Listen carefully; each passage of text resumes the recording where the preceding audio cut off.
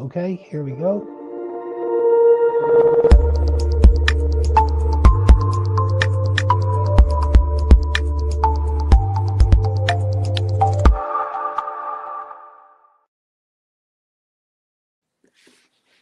Hello, everyone. You're all very welcome to Underground Cinema. As a lot of you know, we've been interviewing a lot of the nominees for the 16th Underground Cinema Film Awards, which are just around the corner. They're in a month's time in November in the Royal Marine Hotel in Dunleary. Now, I'm really delighted with this one this morning because I'm interviewing a lot of directors and actors, but I don't really get a chance to talk to a lot of the people that are behind the scenes with some of the films.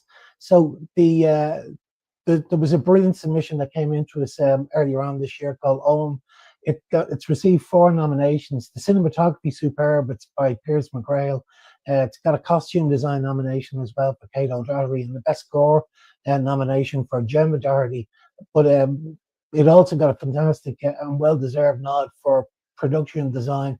And I'm delighted to say that I've got with me now Deirdre Bolger, who is the production designer on the film. You're very welcome, Deirdre. Thank you very much for having me. Not at all. It's a super film. I enjoy the film from start to film. I do enjoy a lot of the historic pieces that have been sent into us this year. There's some really good ones. Wrecker was another one by Gareth, produced by Gareth Daly, and Martina McGlynn directed it. They did a super job. So I love seeing films like this one come in. This one really sort of caught my eye. It's set in the famine, 1847, of course. And it's beautifully shot. It looks really, really well. The performances are great. It's not much dialogue in it at all, but visually it's superb. And the production design really stands out. I mean, when you got the script for this, Deirdre, did you feel that this was going to be a really big challenge that you were going to get your teeth stuck right into? Yes, definitely. I got the script, I think maybe 2 or 3 days before Christmas, and I had a fair amount of time to kind of like get into it. I had worked on a lot of period pieces prior to this, so that's kind of why they reached out to me. They said, like, you'd know where to get a cart that would be like for the famine, and you'd also know where to get like a lot of bodies. And I'm like, yeah, I can do that. And I also like working on a lot of historical pieces because I feel that, and I know from experience from working in the film industry as well for 5 years, coming up on my 6th year, I think, yes, 6 years, and that Irish pieces, historical Irish pieces, don't get enough of attention, and if they do, it's normally somebody else who's doing them. Like, it's either an American company or a British company, and it is an American or British lens on an Irish history. It very rarely is it an Irish person with an Irish crew looking at Irish history. And like, I was speaking to the director about this, when we're looking back at our own past, it feels like a Xerox of a Xerox, so it's very, very muddy how we actually view ourselves. So that's why I wanted to really pay a lot of attention to this piece. Yeah, it's intensely atmospheric, isn't it, Deirdre? When you're watching it, it's really great. I mean, when I was watching it, I was saying the cinematographer, the director, production designer, the costume designer almost have worked fairly closely on this to get the right look and to get that sort of dark atmosphere across on the screen. And the film starts off in Eoin's cave. And how did you go about designing and dressing that environment, that cave?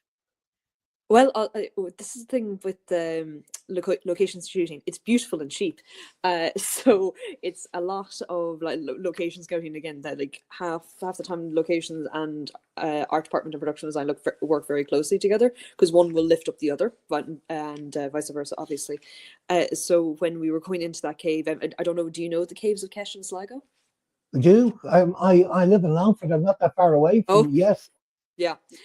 So it is very, very steep to get up there. So we did many recce's just for safety and such, just kind of like, right, this is where this is going to be shot, this is where this is going to be shot.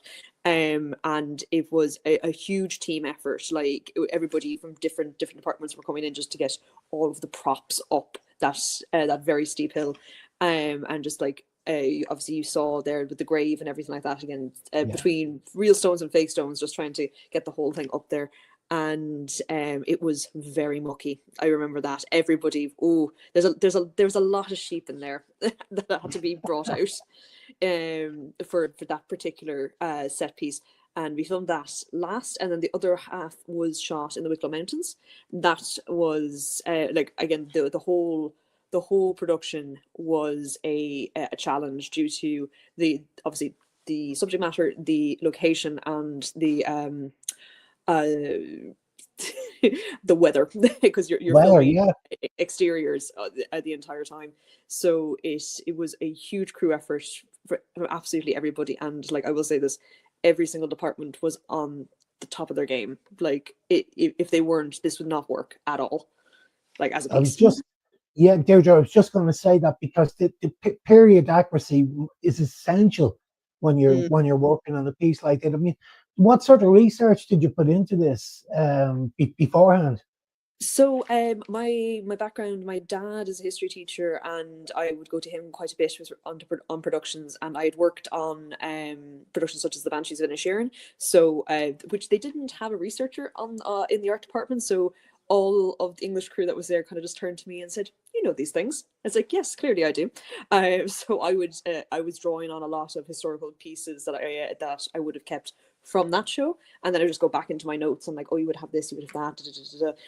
And then I would ring up my dad and then go back to Mayo and just look through the Museum of Country Life and see what they would have there, and then kind of also the prop houses, of which I'm very familiar with, because like, this is the thing, any prop house manager is also a historian in themselves, so it is just the wealth of knowledge coming from them. So I can just ask like, and what would they have between this period and this period, and this, like, they would have this type of cart because this is what they'd be pulling, and this is the material they would have. I'm like, really? I don't, how do you know this? And they would go through like, "Oh, we've gotten this cart from this one person whose great great grandfather would have had this, and we've been keeping it all these years." And I'm just like, "Oh, this is fantastic." Yeah, the the color palette, I suppose, when you're watching it, the costumes complement the the overall look. Did you work very closely with the costume designers? We did a little bit, because there is a particular bit where he has a blanket, and I remember working with a costume designer quite a bit on that, because I wanted them to be like, period accurate enough material. And I was up in Donegal at the time doing a feature, and I just went like, well, McGee's up there, and McGee has been around for nearly 200 years, so they would know what the material is. So I would talk to her about it, and then she would send me over her color palette, and I would show over hers, and like, okay, this would this be applicable to each. And then I would go up to McGee and just said, right, what do you have that's dead stock that you would give to me on the cheap? And they would bring out everything, do some photographs, send it off, and that's where I would work with them. And same thing with like a few handheld props, such as the bag, which he like gets the food out of, all that kind of stuff. And I was obviously rewatching it recently because I was doing another short, and they said like, "What have you worked on? Here you go." And I looked back in it, and just the soldiers, which are like planted face first in the ground, and the red against all the green in the background, and the mud, was just sound like, oh, this just looks so good. This just looks so amazing. Yeah, it is really was a collaborative piece in every aspect, because like, you could just see if one didn't balance the other, it was just not going to work. Yeah, as a production designer, I'm sure you're incredibly proud of the final result. I mean, it looks Very much. amazing on the screen. The room I have here that I'm talking to you in here, when I moved to Longford a couple of years back, this was just an empty room. I turned it into a cinema. So I have a big, huge screen in front of me here. So I watch all the shorts and all the features on the screen. And it was great because I was watching it last night. Sound design is super on this film as well. It's really ticks all the boxes. One of the things that got me when I was watching the film, we have the scene where Owen was on his walk. He's walking through various, muddy locations, and then we see one by one, we see it's broken piece of furniture here, it's a piano over there. Where did you source some of these? So I was saying, how did they get all these fantastic pieces together? And they're just strewn everywhere, along this path. Well done for sourcing them. They're great. Thank you. I work very closely with the Druid in Galway, and I have a good working relationship with them. And they have been fantastic throughout my entire career. Where they just kind of like, I will give you this percentage of the budget, and they say take as much as you want. Oh, it's great. And because the Druids have been around for so long, they just have like historic like props that have just been coming in over the years. And again, just through my own experience working in like the mainstream industry as well, it's just like I know where to get this kind of stuff, such as the cadaver that happens to be in the piece was that Abigail had just been filmed at the time, and I found out, as you know, spoilers for Abigail, there was like a pit, or not a pit, but a swimming pool full of bodies, and I just went, they had to make some of those bodies. Where did they end up? So I just called around to prop houses, like, do you have the Abigail stuff? And they went, yes. And I'm like, great, fantastic. So I'd go down, and then I'd line up all the bodies and just go like, and which one gives for the approval of the director through, like, this one's a bit too skinny, this one's a bit too one's a bit too fat, this is like, we're in the middle of a famine, how emaciated are we going here? And then what I wanted to do with the internal logic, obviously, for the piece is that there is the House of the Landed Gentry that they raided, and at the beginning, so like when you first come across, it's all the British soldiers, and they're not angels themselves. They went and looted the place too. So they're in the back of the cart, and obviously some Fenian has decided to ram them, and everybody's ended up dead in the situation. So the props that ended up in that particular one were like, they know the ones that like the British will want, so it's a lot of plates and silverware and gold and that kind of thing. And then when you get to the house, or like the yard leading up to the house, at the end it's all the very heavy stuff. It's like the chairs and the tables and the piano. But then up to the point where you're first getting into it's like clocks and plates and wood and that kind of thing, because logically, like, obviously they're starving people, they're not going to be carrying a piano, and also you can't eat the piano. So what can you trade? So it would be things like, okay, I can burn the wood for fuel, I can melt down some gold or brass, and I can sell that, and they won't know where it came from, and I'll get food. That was kind of the logic and how that was layered in the lane. So yeah. I was just wondering about the budget on the film. Did you have much of a budget to work with, or did you just make? You sound like you made miracles happen. To be honest with you, Deirdre. Sure, that's what production designers do. Yeah. So this was a focus short for Screen Ireland, and Screen Ireland has a set budget every year. I think it's 65k. I think I could be mistaken. And obviously, depending on the type of piece that you're doing, like, each producer will allocate a different budget to each department. Like if it was a contemporary piece, I would have gotten less, because it'd be just like, okay, we have most of the stuff here, you're just going to fill it out with things. But this is like, you have vehicles, you have weapons, you have cadavers, you have like trained animals, but that's a different department, and all that kind of stuff. So what I was working with was about $2,500. Wow. And and what was the other thing is, and to be fair, I do have like a lot of stuff that is my own as well, that I've like collected over the years. Like, I've currently just gotten off a short, and I have like a jukebox in my car that I'm looking to get rid of. And like, unless you're in the market for a jukebox, like, I think it would fit your aesthetic, honestly. It's a lot of goodwill is what it is. Because I worked on this production called The Doll Factory, and a lot of it was period 1850, so not too far off, obviously, our time period. And there, like, I remember there was a name of a person, and I went like, oh, who's this name? And they did all the carriages, and just went like, I wouldn't be surprised if they had other carriages. And I'm like, right, okay. Then connect the web back and see what they have, and like, you just kind of plumoss a few people as well, just try to be like, hey, this is what we're doing, this is why we're doing it, etc., etc.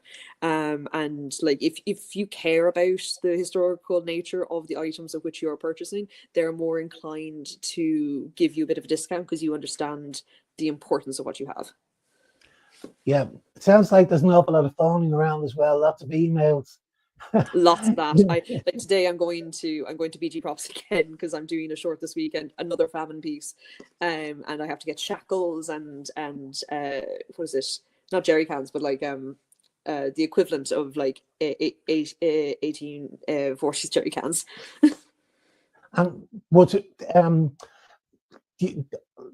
Was there, did you feel at any stage, I'd love to do more with this, or were you know, to get more, especially like on the road?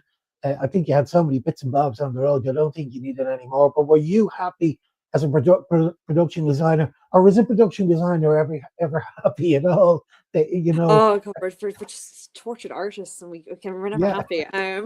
No, I was extremely happy with the piece at the end of the day, because like as you said before, we were making miracles happen across all departments. Because like my team was great. Was it one of my assistants? They had a camper van, so it was like, oh, fantastic. We can bring stuff in the camper van. And then another person had background in graphic design, so and mural making. I just went like, oh, fantastic. You can do what was it? Because I saw her doing this. There was a cover up, so with the body pit that we had. It was like all graffiti, and again, because of her, they you couldn't see any of the graffiti, so that was like, oh, fantastic, this is brilliant, show me how you did this. But I'd say, like, overall, absolutely, I am extremely happy with it, because like I've had people, big industry players, like at the FLA when this premiered, come up to me afterwards and said like, that's very good, that was one of the best pieces we've seen in a while with regards to a period piece that's done by Screen Ireland. I went like, that means a lot coming from you, because you know what I had to work with. So yeah, I think also we're very hard on ourselves as production designers, just like, I could have done more, I could have done more. It's just like, no, you have to go like, right, this is what we had, and this is how we had to do it. Be happy what you accomplished, and I think we accomplished a great thing. We have a lot of when we do these interviews, and we've been doing it for 3 or 4 years now, Deirdre. So we have a lot of students, which I love when the students watch the interviews that we do, because I think they can pick up so much from the conversations and the chats that we have. How would, if we have a student now, somebody starting off in the business, how would they become a production designer? What exactly, where do they go? Do they need to go to college? Do they need to start going on to Film Network Ireland and working as a runner and working their way up? Or what would your advice be, Deirdre? First things first, learn how to drive. And I'd say they've probably heard that from umpteen different people. That's the first thing. And especially in the art department, you need to learn how to drive, because there could be, like on my last short, there was a jukebox, and it's a very pivotal point of this short.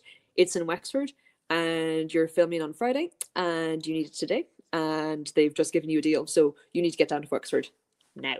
And we're not going to say in 2 hours, I mean now. So that's first thing. Second thing, learn how to draft, and so you can learn how to draft yourself, kind of, but also if you go to a college that will teach you how to do drafting, so either go through an architectural background, like traditional architectural background, or go to a production design course that will teach you that. And it doesn't really matter what program. Like AutoCAD is kind of like not really seen, but if it's like VisionWorks or SketchUp, that would be the thing. So if you want to do like set deck, you don't need to have that. You just need to learn how to read a drawing. And you can kind of look up those kind of floor plans online, and you can kind of familiarize yourself with them. What else would I recommend? Just and separately to this, I know people would say you don't need to learn how to draw like traditional like art in the art department. I would be one of those people who say that is incorrect. And you should be able to draw, because if you need to convey this idea that you have quickly and succinctly and on paper to your director now, you can't do it with words. You need to be able to draw it, and competently. And I don't mean like little scribble. You need to be able to, like, this is what the floor is going to hit the door, and the door is going to hit the shelving, etc., and how big this particular space is going to be in relation to things you're going to be putting into it, etc. Learn how to budget would be a big thing, because like infamously on shorts, you're not going to be given a budget of anything. Like at the start, you're not even going to be given a budget. You're just going to be given, that's your job role, job title, now make it work. And then like you'll get on maybe shorts that will have a little bit more budget. So I'm kind of like, okay, interesting. So that's the story with that. Just trying to think else. Read everything.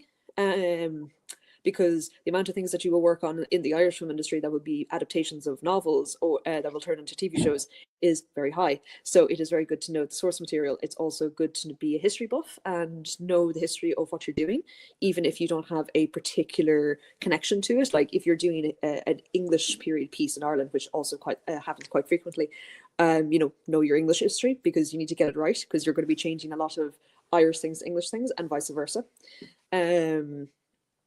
So yeah, I think that's lots of great nuggets there, Deirdre. And what's at the moment, what's it like in the scene now at the moment with regard to paid? Let's talk about paid work. Is there a lot going on at the moment, or is it difficult at the moment, or no, it's quite busy at the moment because we've got obviously Wednesday that's coming back in, so that like takes a lot of crew back yeah. on, and then Extraction is here as well, so they're taking a lot of crew as well. And so like what I found this year is that I was getting a lot of calls for people where it's like, we just need somebody to do this, we need somebody to do this, I'm kind of scrambling for crew. So like, if any time to get into the industry, it is now. And again, just be able to do Photoshop and be able to drive, and you'll get on into the art department quite easily. And you can work your way up through there. It is a great time to be in the industry right now. And like currently I am taking a little bit of a break because I have literally been working since my birthday in January, and I have not had a single day off until literally yesterday. Well, you've been flat out, Deirdre. Look, I've loved the film. I thought it was super. I definitely think it's a thoroughly well deserved nod for production design, I think, and I definitely get the sense that you're very proud of the film. So I'm delighted that you got recognition for the film, and that's what these indie awards are all about, to recognize, the hard work that you guys put into the film. And I wish it I'm sure it'll do very well on the festival circuit. I can see laurels all over the posters at the moment, which is fantastic. So what's next on the pipe after your little break, Deirdre, for a couple of days? I'm doing a short film at the weekend. That's what I mean. A couple of days. I genuinely need a couple of days. So I'm doing a short of the weekend, and then I have been asked to do a proof of concept / pilot thing for a film based on one of Emma Donoghue's short stories. And I'm prepping for that right now, which is going to be shot in Galway, hence why I'm in Galway. And I lived in Galway for 7 years, and I've been up and down consistently. So I'm back here doing more research. So I'm going to be doing that for a week and a half, 2 weeks, and then hopefully I'll get like a break. Yeah, a real break, not a 2 hours. Listen, but like, I'm work. yeah, exactly. Work is work. Yeah. But like it sounds to me, it's a really exciting job as well. I mean, it takes you around to a lot of different places. Your mind is constantly going all the time. I would imagine, Deirdre, you're dreaming about these things when you go to bed. That's the type of you'll job wake up it is. 4 and you're like, oh my god, I haven't done this thing. This needs to be prepped. Oh, because I need to have the budget and the breakdown for the proof of concept done on Tuesday. So I need to have like everything done for that on top of doing the short the weekend. Yeah. So you need to be a type of person that can work under pressure. It doesn't get to you. You can actually manage. I would imagine that your time management skills would have to be quite good as well. I would say that. Also, this is separate. This is a personal opinion of mine. Where I think you can be a great time manager and you can work well under pressure, but there are external factors due to individual personalities that could absolutely push people over the edge. And I feel like there's a little bit too much of that in this industry, where there needs to be a bit more empathy. Yeah, because you're right. You're dealing with an awful lot of different personalities when you're working on a set as well. I mean, you have to have very good people skills as well. There's so many different personalities. I honestly believe that the first AD and the guys like the production designers, and they need to be really good at managing various different types of various different personalities that you have to deal with on the set. That could be quite challenging there, I'd say. Yeah, no, it definitely is.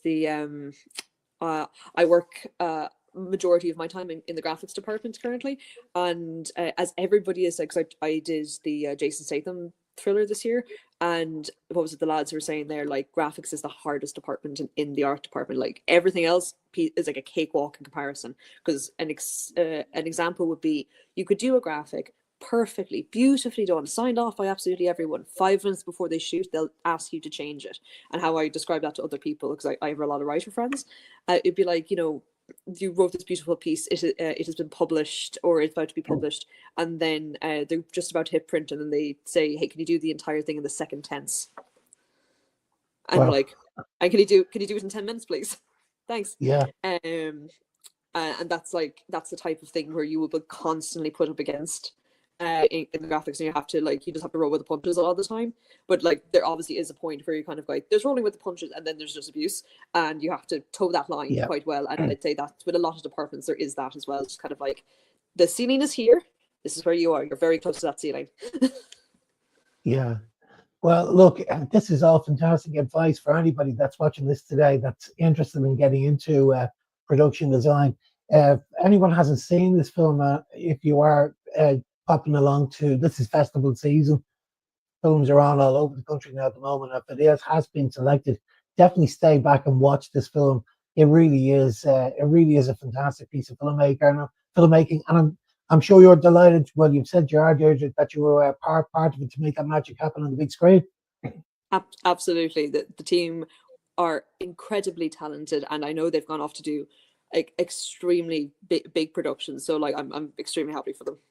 Great. I'm actually doing another interview with Alan, the director, Alan Hopkins. Oh, Alan, lovely. Yeah. Well, Alan unfortunately couldn't make it today. He's a bit tied up, so he's going to join me next week. So we'll talk a little bit more in detail about the direction, about his vision about the film. So it'll be good to see both points of view on the podcasts when we have everything up on the website very shortly. So listen, thanks a million, Deirdre, for joining me today. It's great to chat to you and meet you, and well done on your nomination. Well done.